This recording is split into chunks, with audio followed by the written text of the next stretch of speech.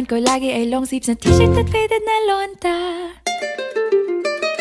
Pero noong makilala kita, nagbagong bigla ang aking timpla. Natutuwa ko na magpariband at mag-ahit ng kilay at least once a month. Hindi ko alam kung anong meron ka na sa akin ay nagpalambot ng bigla. Sinong mag-aakalang lalaki pala ang bibiyag sa tulad kong tigring gala. Kahit ako'y titibo-tibo, puso ko ay titibok-tibok pa rin sa'yo.